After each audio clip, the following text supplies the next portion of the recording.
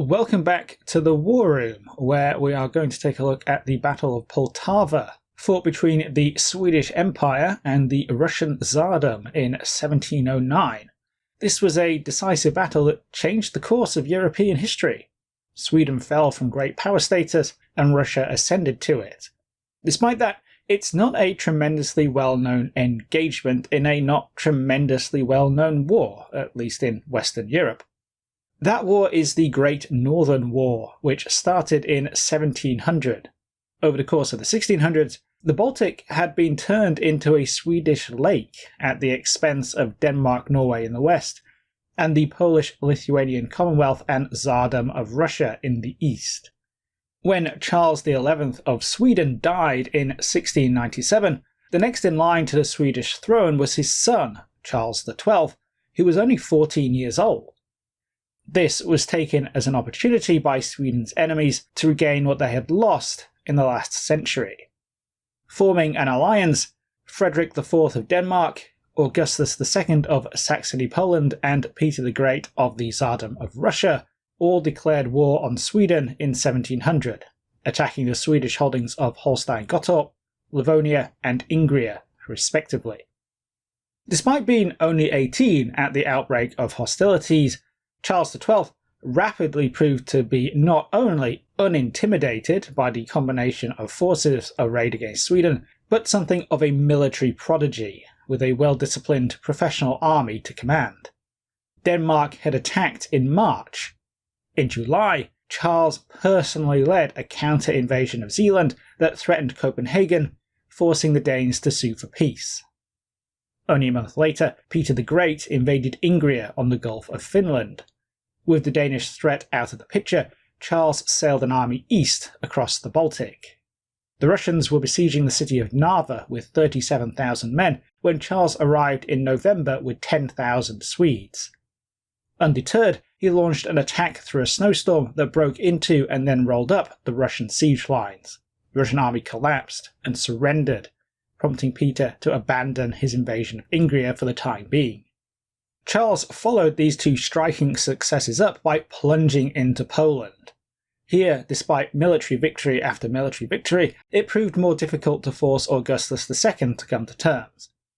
Eventually, after forcing him from the Polish throne in 1704, Charles invaded Saxony, where his general Carl Gustav Rensköld destroyed a numerically superior combined Saxon-Polish-Russian army at Fraustadt in 1706, with a double envelopment. As a result, Augustus II was finally knocked out of the war, leaving Tsar Peter the Great as Charles's only remaining opponent. Peter hadn't been idle in the years after the First Battle of Narva.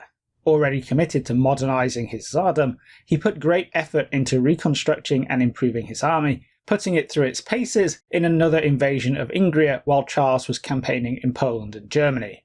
This was more successful than the first attempt, notably seizing and then destroying the Swedish fortress at Nyanchans, where he would eventually build St. Petersburg as a new westward-facing capital. By the time the Swedes turned east again, their options along the Baltic shore were limited. Believing a campaign to oust the Russians from Ingria would devastate the province without decisively ending the war, Charles opted to force Peter to make peace by marching on Moscow.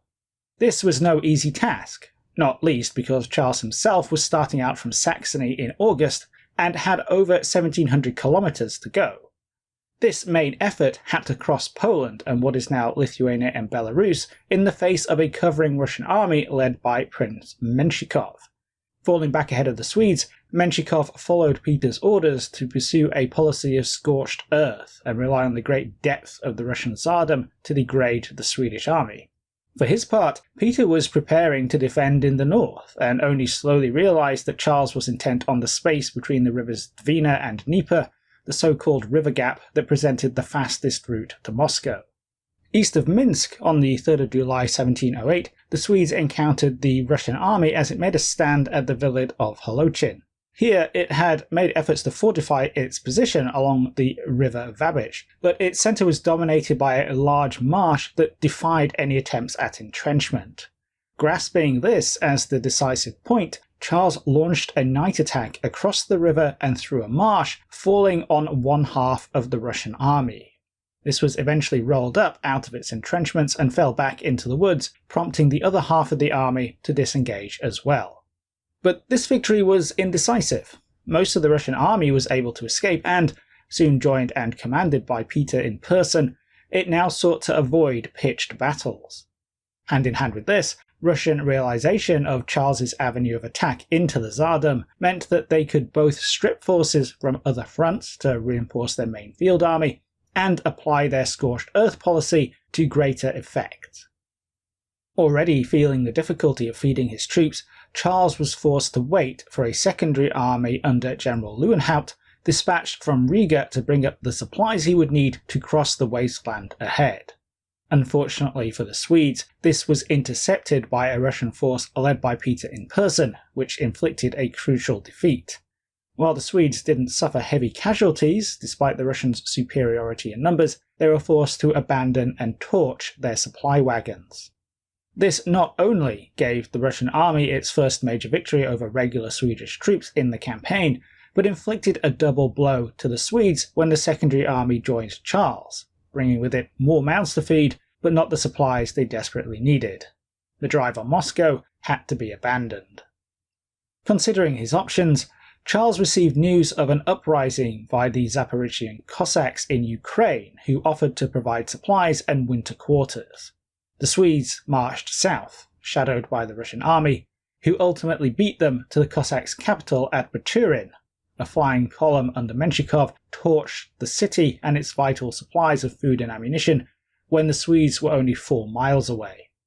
Nevertheless, Charles and his army were able to secure several fortified towns in which to wait out the winter. Winter was formidable enough this deep into the Eurasian continent, but the winter of 1708-09 was the worst in the last 500 years. Both the Swedes and Russians made efforts to continue fighting despite this, Peter trying to keep the pressure up with raids, and Charles trying to establish a buffer zone around his winter quarters. But the Swedish army steadily shrank as the intense cold and poor supply situation took their toll. By spring 1709, the Swedish army that had peaked at 41,000 men the previous year now consisted of only 20,000, though they were supplemented by local Cossack irregulars. Hoping for reinforcements from Poland or solicited support from the Ottoman Turks to arrive, Charles set out to besiege the town of Poltava on the river Vorskla. Capturing this Russian supply depot would give the army a much-needed boost to both its morale and its material state, as well as avoiding the implication of defeat that would inevitably arise if the Swedes turned back. Beginning the siege on the 1st of May, the Swedes soon found the Russian field army encamped on the far bank of the river, but were unable to make anything but slow progress. Swedish sluggishness was exacerbated on the 17th of June when Charles was injured in the foot by a musket ball. Unable to walk and reduced to dictating orders instead of leading from the front, the dynamism that Charles lent the Swedish army evaporated. At the same time, the Russians crossed the Vorskla and set up a fortified camp 4 miles to the north. This put the Swedes in a dangerous position. If they maintained the siege of Poltava, they could be trapped against the town fortifications by an attack by the Russian field army. If they lifted the siege to attack the army, the garrison could sally out behind them to block their line of retreat. Abandoning Poltava entirely and disengaging was an option, but not a natural course of action for the aggressive Charles, and certainly unattractive given the potential political fallout of Swedish retreat. Almost inevitably then, the Swedes looked at the position of the Russian army's camp and saw an opportunity. Despite being heavily fortified with a ditch, chevaux de frise, and a rampart bolstered by redoubts and mounting artillery, the Russian camp had its back to the river. With limited space on its southern side due to the thick Yakovetsky woods, and only a narrow gap in the north between the Great Uvrage, a steep marshy valley, and the Vorskla, the Russian army was hemmed in. The Swedes resolved to leave as small a covering force as they dared to contain Poltava, only about 1,000 men, and to throw their entire strength against the Russian camp. This may sound audaciously risky, but it was exactly what had worked for them at Narva and less completely at Holochin, as well as the many battles in between. The entire Swedish tactical methodology rested on shock action. The infantry, consisting of a mix of pikemen and musketeers, would march towards the enemy holding their fire and disregarding casualties. It was difficult for anyone but well-disciplined troops to hold fire when the Swedes were bearing down on them, a reality that usually led to enemy infantry opening fire far too early when their fire was less effective, and the smoke from their own weapons would help to conceal the Swedes as they frantically went through the motions of reloading. 30 yards away from the enemy, the Swedish infantry would stop, deliver a single crushing volley, and then charge. Combined with the Swedes using the terrain, weather or time of day to mask their approach, they could usually count on surprise to magnify the psychological impact of that shock action. In most cases, the enemy would break. Peter, however, was entirely aware of the Swedish predilection for surprise attacks and had taken measures to screen his camp. The main route between the Swedish siege works and the Russian position was a kilometre-wide choke point between the Budyshensky Woods in the west and the Yakovetsky Woods in the east, which Peter rapidly had fortified with a line of small 50-metre wide redoubts at intervals of 150 metres. These were later supplemented with another line at right angles to form a T-shape. This hadn't been fully completed by the time of the battle, but greatly improved the capability of the redoubts to mutually support and rake Swedish forces with enfilade fire. The Swedish attack plan came in two parts. First, under cover of night, the Swedes would form their infantry into 4 columns and break through the line of redoubts into the plain beyond with their cavalry following behind them. There, the infantry would quickly reorganise and storm the Russian camp before the Russian army inside could march out and deploy. As the infantry attack went in, the cavalry would sweep round to the left to block the Russians' only escape corridor to the north. Overwhelmed by the shock of the Swedish assault, crammed into the tight confines of the camp, and trapped between the woods to the south, the river to the east, and Swedish cavalry to the north, the Russian army would collapse and surrender. With Peter the Great commanding in person, Charles had an opportunity to take him prisoner and dictate an end to the war. The Swedes did face a problem they hadn't ever encountered before, though. Charles was out of action. He still accompanied the army, being carried into battle on a stretcher, but could neither lead from the front nor effectively command as he had done before. Command of the army therefore devolved to Field Marshal Renskjold, who also maintained his role as commander of the Swedish cavalry. This dual hatting may have impacted events on the morning of June the 28th, as the Swedes' 8,200 infantry began to assemble in the darkness a kilometre away from the Russian redoubts. The 7,800 Swedish cavalry intended to follow them through were camped separately to give room for their horses, and arrived 2 hours behind schedule. This delayed the Swedes until dawn and compromised the advantage of surprise they would have gained by a night attack. Clearly, the circumstances had changed, but when the Swedish command staff conferred, Charles gave them the order to attack. With their infantry formed up in the 4 columns followed by the cavalry, the Swedes advanced, intending to mask the projecting line of redoubts with the inner columns so that the outer columns could punch through the blocking line. Things immediately began to go wrong. The Swedes stormed the first redoubt, then the second, both of which were unfinished, but the outer left column soon drifted to the right and found itself facing the third redoubt. The lead battalion immediately attempted to storm it, only to be repulsed into the following battalion. This joined the first in another assault, only to fail again. On the right, the outer column under the Swedish infantry commander General Lewenhaupt found itself threatened by Russian dragoons.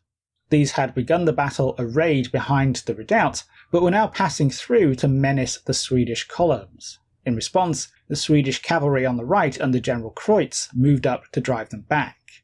The Swedes mounted a successful charge on the third attempt and drove the Russian horse away, though this coincided with orders from Peter to the cavalry's commander Menshikov to fall back. Lewenhaupt ordered his infantry to follow after the Swedish cavalry, breaking through to the plain beyond. On the left, meanwhile, the other wing of the Swedish cavalry under General Hamilton skirted the far edge of the redoubts and fell on the Russian cavalry screening that flank. This too withdrew, and the Swedish cavalry chased them away across the plain. The Swedes were through, but trying to quickly reorganize on the far side so they could attack the Russian camp, it was clear that not all the infantry were present.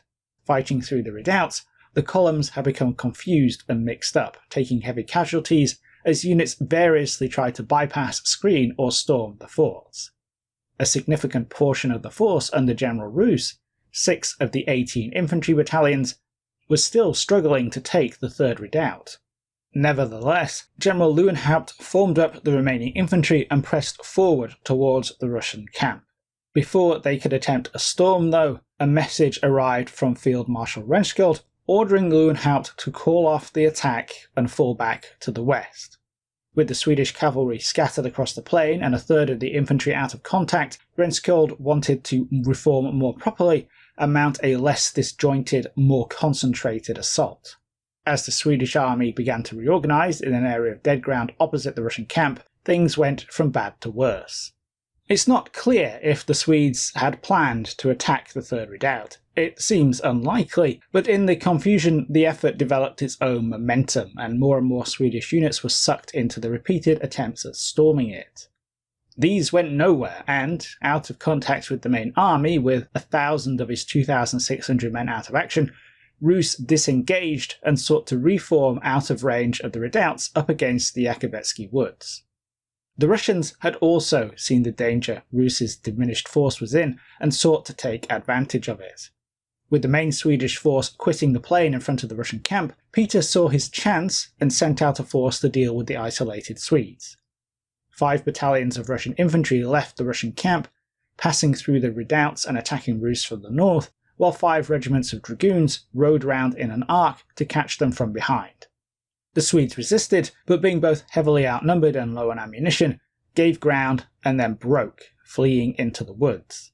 The Russians gave chase, but Rus was able to rally a corps of 1,500 survivors and began to head back towards the relative safety of the siege lines outside Poltava. On leaving the woods, though, he found his way blocked by 4 battalions of Russians who had sallied out of the fortress and was forced to take refuge in an old redoubt overlooking the river. Now all but out of ammunition, heavily outnumbered and watching the Russians start to bring up field artillery, at about 0900 Rus accepted an invitation to surrender. Further north, Charles and Renskold had no idea what had happened, but by the time Rus was standing down, they decided they could wait no longer. Determined to resume the attack, the Swedish line began to shift north. If they could attack the Russian camp from that side with the Grand Ouvrage covering their flank, the Swedes could potentially still hem the main Russian force in and tackle them in the close confines of the fortifications where the numerical disparity between the two sides would count for less. This plan, however, relied on Peter and the Russians failing to react, as they had done so many times before. Instead, Peter saw his opportunity to crush the Swedish army. Marching out of camp, the Russian army deployed across the plain in 2 lines, totaling 26 battalions, or 22,000 men, covered on the left by 4,800 horse, and on the right by 9,000. Suddenly, it was the Swedes who found themselves in danger of being trapped. With the Russian army's 2-kilometre front to the east, the Grand Ouvrage to the north, the redoubts to the south, and their backs to the Budyshensky Wood in the west, they quickly abandoned their northward movement and reformed in the dead ground they had occupied for the previous few hours. At 0945, the Russians began to advance.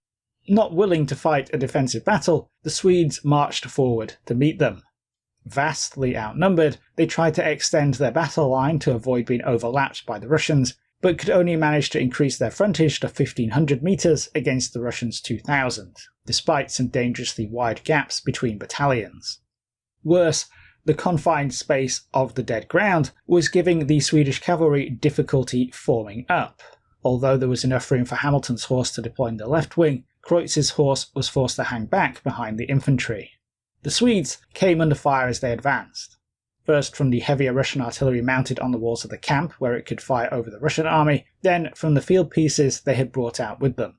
These inflicted heavy casualties and started to fray Swedish cohesion, 2 effects that ramped up as they passed the 200-metre mark, and the field artillery switched over to canister.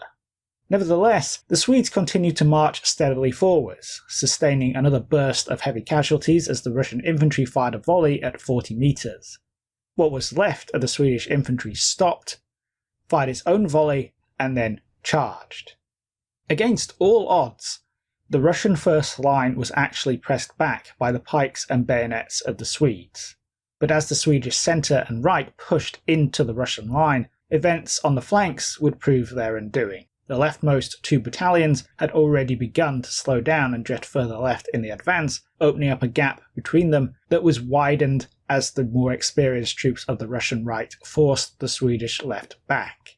On the right, although the Swedish infantry ploughed into the Russians, there were enough spare battalions to overlap the Swedish line and threaten to wrap around them. They were only prevented in this by the efforts of Kreutz's cavalry, which forced them to stop and form a brigade square. But the Swedish cavalry attacks were poorly formed due to their difficulties deploying and lacked the strength to really break the Russians. Soon the battered Swedish left broke entirely, and the Russians swung in to envelop the Swedish centre, pouring volley after volley into the mass of trapped battalions. Under pressure from the Russian cavalry harrying both flanks, which were only being fended off by the Swedish horse with great difficulty, what was left of the Swedish army disintegrated and plunged west into the woods and the marshes beyond. It had all been over within an hour. Chased by Russian cavalry and Cossack irregulars, the survivors coalesced around King Charles. Of the 18,000 men who had set out at midnight, 6,900 and the majority of the infantry were now casualties. Another 2,800 were prisoners, including Field Marshal Renschkold. The Russians, in contrast, lost perhaps 4,500 men. The tattered remnants of Charles's army retreated south, linking up with the baggage train, and the troops left to guard the siege lines before moving off in the hope of finding refuge in the Ottoman Empire. On the 30th of June, the army reached the river Dnieper at Perevalozhna, only to find there was no way across. On July the 1st, as morale and discipline began to collapse, and the soldiers were making frantic attempts to swim or make rafts, Menshikov arrived at the head of a Russian flying column. Commanding a force that was unable and unwilling to fight, General Lewenhaupt surrendered the remaining 13,400 men of the Swedish army, as well as an additional 6,500 non-combatants. Charles XII escaped over the river and spent the next 5 years as something of an unwelcome guest and effective prisoner of the Ottomans, during which time all the work he had done to win the Great Northern War unravelled. Swedish defeat and the effective neutralisation of Charles sparked a resurgence in hostilities by Denmark and Saxony-Poland. The Swedish Empire steadily crumbled away, even after Charles returned to Sweden in 1714. He continually refused peace negotiations, having long ago determined to end the war on his own terms and not those of the aggressors, and died at the siege of Fredrikstad in 1718 after being hit in the head by a musket ball. Peter the Great, meanwhile, brought the Russian Tsardom into the power vacuum left by the dismemberment of the Swedish Empire and transformed it into the Russian Empire, greatly modernised and securely established as one of the European great powers. So, why is the Battle of Poltava interesting from a tactical perspective? It's not difficult to interpret the result as a disaster of the Swedes' own making. Their original plan might have been audacious, but it was exactly the kind of enterprise the Swedish army had been succeeding at for the previous 9 years. Time and again, they had been able to use rapid action and the discipline of their troops to take advantage of terrain, weather conditions, and darkness to surprise their enemies and fall on them with devastating close-quarters impact that proved psychologically overwhelming. This goes hand in hand with Sweden's strategic position.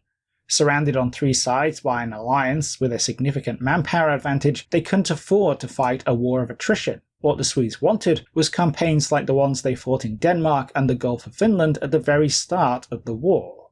Both strategically and tactically, the Swedes would lose attritional struggles, so whether they were on campaign or on the battlefield, their aim was to achieve a rapid, decisive victory. To do so, they were willing to fight against the odds and advance to close range to break the enemy by shock action.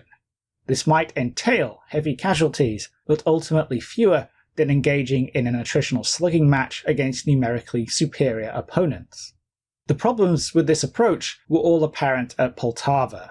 The Swedish required surprise and rapid action to prevail. The delay in concentrating both infantry and cavalry in front of the redoubts compromised the element of surprise by pushing the initial attack out of the hours of darkness.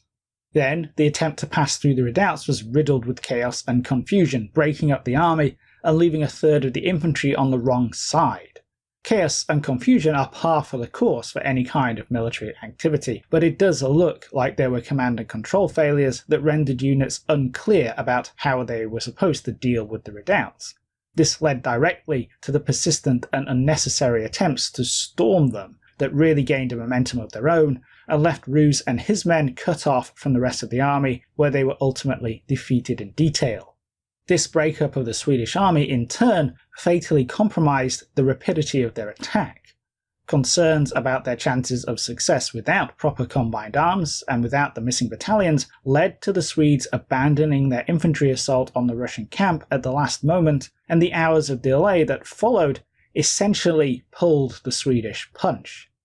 With speed and surprise out of the picture, the twin foundations of the Swedish plan had been removed. They were already in a terrible position, but the loss of Ruse and the casualties incurred passing through the redoubts exacerbated their key weakness in manpower and left them massively outnumbered in the final confrontation. But they still marched straight up to the Russian line and they still charged. Whether this was insane confidence, Lutheran fatalism, or a greater willingness to fight than attempt to disengage into difficult terrain, the clash panned out almost exactly how you would expect when 4,000 infantry take on 22,000. Fundamentally, the Swedish army was a force that fought outnumbered and won, until it lost. Once they were caught out and unable to fight the fight they wanted to fight, the Swedes don't appear to have had the flexibility in tactics and/or decision-making to commit to anything but a borderline suicidal course of action. So that's a quick overview of the Battle of Poltava. Hope you all enjoyed this one and found it interesting. If you'd like to watch these videos early and support the channel, you can do so on Patreon or via YouTube memberships. Whether you do or not, thanks for watching, and I'll catch you in the next video.